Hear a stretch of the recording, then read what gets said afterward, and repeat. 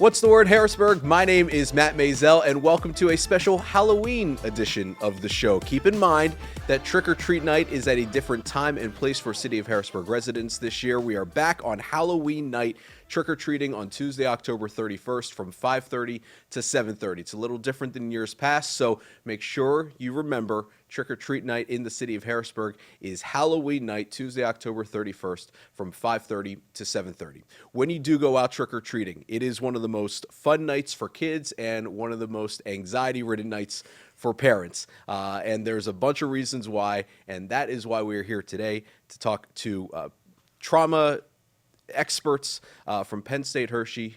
We have Jen Lau, who's in charge of pediatric trauma, Amy Bollinger, trauma education and outreach. Both of you, thank you so much for coming in here and talk about what is one of the most fun nights of the year, and unfortunately also one of the most nerve-wracking nights for parents. Jen, you were explaining to me a little bit beforehand why it can be so nerve-wracking for parents. Why is that?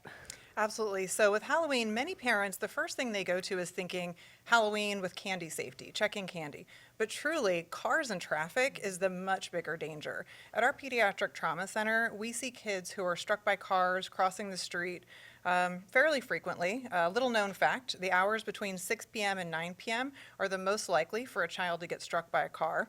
So now you have Halloween, prime time, right in those hours, 6 to 9.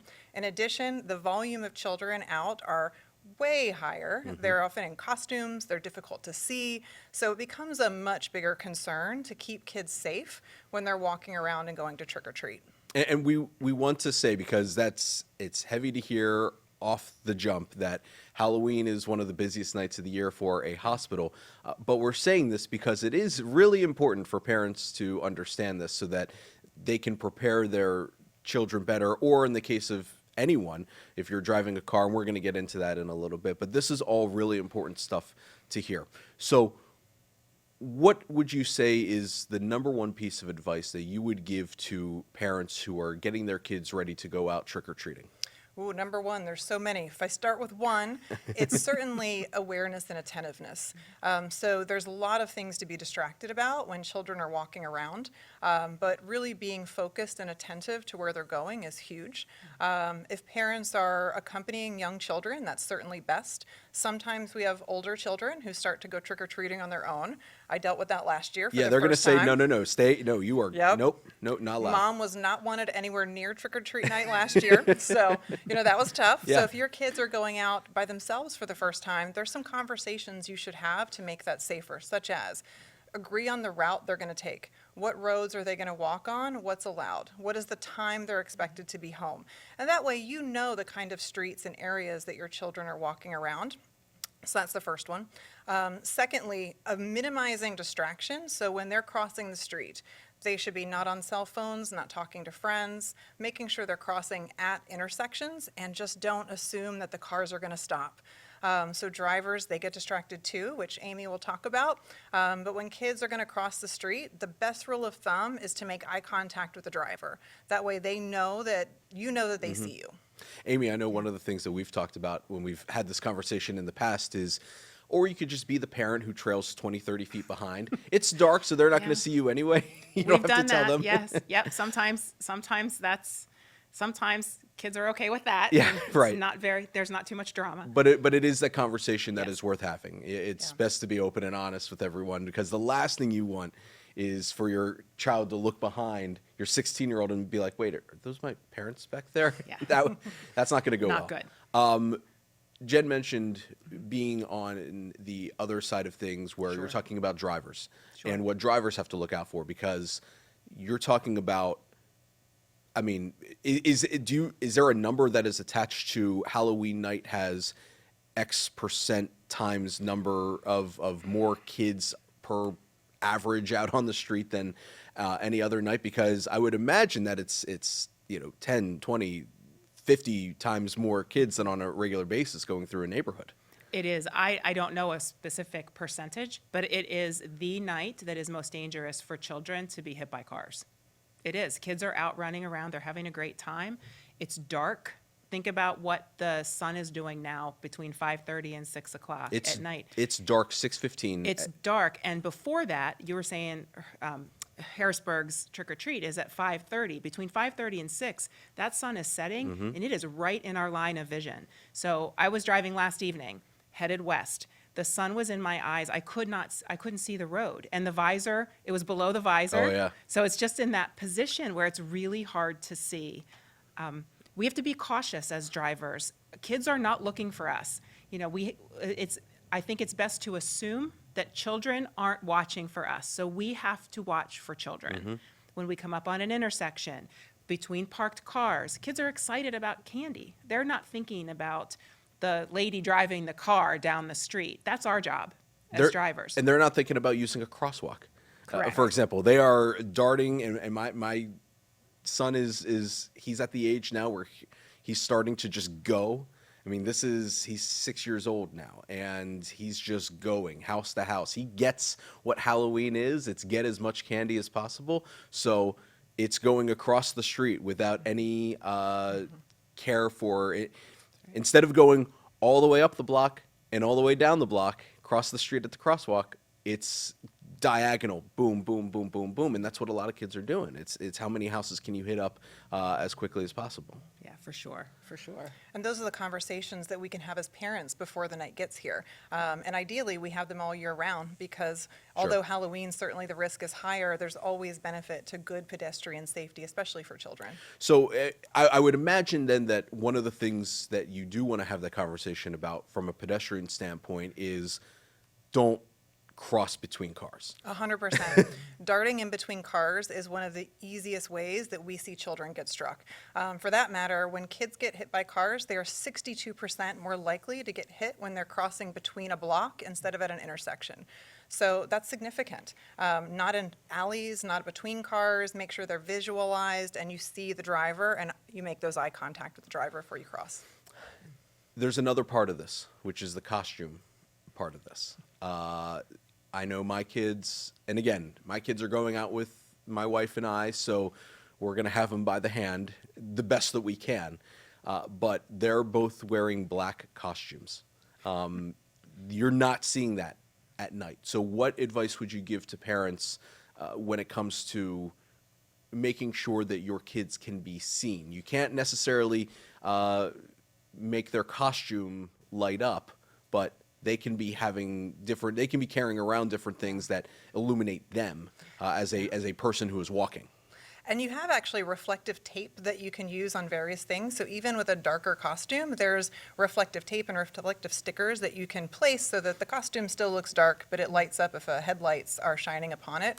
But certainly the trick-or-treat bags, that's the easiest way to be seen. So having something that lights up in your hand, whether it's the bucket or the bag or reflective stickers, because being seen is one of the best ways to be safe. I mean, you could probably go to any dollar store and just pick up one of those things that just flash. Yes. Drop it right in your bag, and that way you can at least be seen. And that's also great for someone who's driving, because you probably want to go whatever the speed limit is minus 20, 25. Absolutely. Some of the other pieces of that, if you're driving, is be alert. Put your phone down. This is, you should never have your phone out while you're driving, but on trick-or-treat night, you really should not have your cell phone out. Cell phone down, eyes on the road, eyes scanning the road in front of you or the street in front of you. And if a child has something that lights up or is reflective, that's just all the better for a driver to be able to see that child. How concerned are we nowadays about candy? Because that is something that in years past, it has watch your Skittles, watch the Starburst to make sure that things are not in chocolate packages or whatnot. And I've just being completely honest, I've never experienced anything like that. I've always felt it to be kind of more fear mongering than not. But how much of a concern is watching what candy is in your child's bag and going scouting, putting it out on the Yep. table when you get home that night. How much of a concern is that you see? Yeah, so parents should definitely still inspect the child's candy when they come home, but really what they should be looking for is it age appropriate? Is it a choking hazard? If they have a 2-year-old or a toddler, some of those small hard candies or small candies, they can be choking hazards. Allergies, certainly. A lot of kids have food allergies, 1 in 13.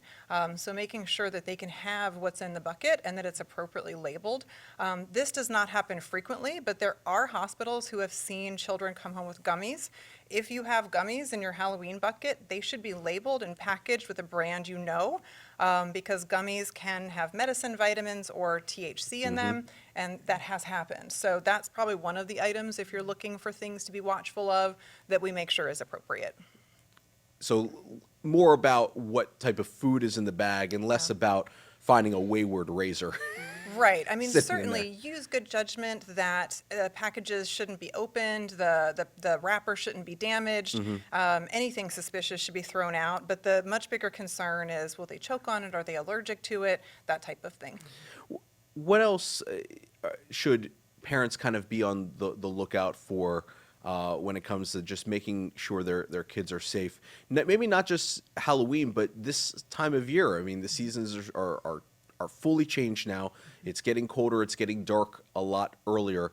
What are some things that, from a trauma perspective, that we should be, whether with your kids or without your kids, that we should be looking out for as we get into November? This is a great time to prep your home and prep your yard too. So putting away things that shouldn't be out, whether they're rakes or shovels or your garden hose that's easy to trip over. My kids are at least are still outside when it gets to be dark, and it's easy to not be seen. Riding bicycles, making sure those things are safe. We do see some of that. And then especially kind of wrapping that to trick or treat night, you have all these children potentially coming to your home to get candy. So that's an excellent time to prep your home. Great time to make sure your light bulbs are not burned out. Pick up the clutter from your yard. If there's wet leaves on the sidewalk, to move those so they're not slipping hazards. Got it. What about things like, we're talking, it could be ATVs. Sure. I mean, that's something where you see maybe a lot more when the snow starts to roll in, but just people love being outdoors in the fall. And with that comes a lot of ATV riding and things like that. Sure. I think about ATVs, I think about hunting, I think about smoke detectors. Those are a couple of things that are really important. ATVs for sure, being on them, wearing a helmet, knowing the ground you're covering, making sure you're on trails. And I know that sounds, again, we want to, but we want to make sure that people are safe. We want to make sure that they're not ending up wrecking their ATV, going down an embankment. They didn't know the embankment was there, and so they're suddenly not coming back at the time they were supposed to come back, and it's dark, and people are out trying to find them. That's a recipe for disaster. This has been obviously a very heavy conversation at times. It's been a conversation that we need to have. We need to have this conversation with our kids as we prepare for trick or treat night. But I want to end maybe on a fun note. And I didn't ask you guys to prepare this, but if you could go back in your memory bank, because at the end of the day, trick-or-treating, Halloween night, is one of the most fun nights of the year. So let's leave people on a fun note. What are your favorite memories from your childhood of trick-or-treat night? I can go first. Yeah, go So ahead. I don't think this happens much anymore, but when I grew up in the South, and rolling people's yards was what was done all the time. Oh, excuse me? Right, I don't know know if what that's a that is. thing in the North. I don't know what that is. But in the South, everyone got their yard rolled, and what that means is, during the dark of night, children and their families would bring armloads of toilet paper and fling them through the trees. And that was a badge of honor. Yeah, that's a And- South thing. Yeah, very much. So much fun. Still happens awesome. there, but great memories of sneaking out. Now, toilet paper, since the pandemic, has been a hot commodity at some point, so maybe that's died down. But yeah, that would be mine. Yeah. I mean, we That's awesome. know of cow tipping up here, but definitely not Yep. rolling Yeah, for someone's sure. yard. You would know on November 1st, everyone walked out in their yard to see their trees all decorated with toilet paper just everywhere that you could see. Wait, real quick. I'm sorry, Amy. I'll That's get all right. to your memory. Where I'm was speechless. this? Where? Alabama. Okay, that was going to be my guess. That was absolutely going to... No, because of Auburn. Yep. If anyone who knows college football traditions, one of the most well-known traditions in college football is after Auburn wins, going to throw rolls of toilet paper over Toomer's Tree, which is on Auburn's campus. And hearing that is an Alabama tradition does not surprise me in the least. Still happens. My cousins have been out in the dark of night with water guns waiting for the children to sneak up so that they can fight back. All right, Amy, That's let's see if awesome. you can top that. I cannot top that. Not at all. I was thinking, when we were kids, just the rush home from school, get your homework done, get your little costume on, with those masks that you couldn't see out Oh, of, my right? goodness. I mean, the eye holes were Yeah. like the size of a nickel or a dime. And then, the fight that I had to wear my coat because it was cold, but I didn't want the coat over my costume. And, literally watching the clock on the stove because the minute it turned 5:30, we were out the door. Yep. Not 5:31, 5:30. And we were going to get as much candy as possible, with our parents running behind us, trying to keep up. It's funny you mentioned the mask because my son is going as again, 6 years old. He's going as a robot skeleton this year. So it's a skeleton costume, but it kind of has like a little Terminator look to it. And there's a mask that covers half of his face. So kind of like Two-Face look. One half of the side is normal, the other half is all robot. But the eye hole is so tiny that he put it on once and he's like, nope. And that's a 6-year-old saying that. He does not care how it looks. No, I want to be able to see, which I guess wise beyond his years. Sure. Safety-wise, definitely support that. Yeah. All right. Thank you both so much for ending this on a high note. But it is very important that we have this conversation and that everyone at home has this conversation as well with their kids and their families. Because at the end of the day, we just want everyone to have a safe trick-or-treating night. Again, Trick or Treat in Harrisburg is Tuesday, October 31st, Halloween night. It's back on Halloween, 5:30 to 7:30. Be safe.